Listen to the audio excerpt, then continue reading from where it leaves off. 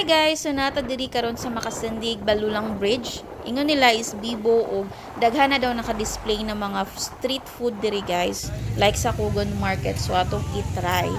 So inig-abot nimo diri guys sa Makasandig Balulang Bridge. Mapansin na nimo nga daghan na naka-park ng mga sakyanan of course diri. So meaning daghan na gyud ay laag dinhi sa Makasandig Balulang Bridge guys.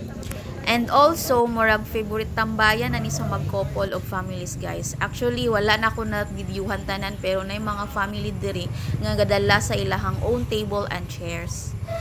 So, diri na punta sa exciting part ani nga laag guys. Kay ako ginggianian diri ang ilahang street foods, ilahang foods diri kay gutom gyud ko ani nga time guys. Gusto ko mukaon og street foods.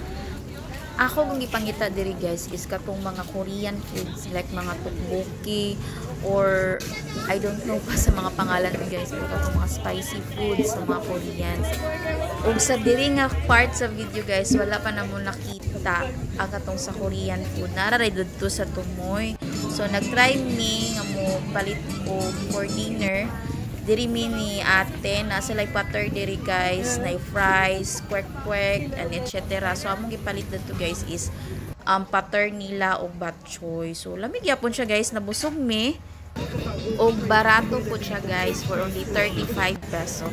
So mao na niya akong gipangita guys. My god, gatwinkle-twinkle lang akong mata guys pagkakita na ko ani niya kay gusto gid na ako matry ni nga Korean food na paning murag tinai guys. I don't know sa pangalan ani dayon kaning I don't know sa pud pangalan pero nakita ra na ako na sa Korean movie. And then kanang serve adto guys is 35 then kaning tteokbokki is I think 50 pesos for a small cup lang na siya guys. Pila ka pieces ra pud siya.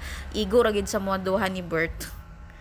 Og mao to siya, lipay kay ko kay wala na ko na ignorante sa Korean food. Og gani pong isa nagyaw-yaw ni siya kay giuhaw daw siya kaayo. Gusto niya minom og juice. So kung dili mo gusto mag soft drinks guys, na ay baligya diri ni ate nga lemon juice and etc. for only 25 pesos lang. Actually, daghan pa ko wala na videohan ng mga food tenant guys like barbecue station, na po dili mga spicy noodles, siomai, butter corn, and basta daghan pa kaayo guys ng mga lamang foods diri. So better na mo visit na mo diri sa Makasandig Balulang Bridge. See you guys, bye bye.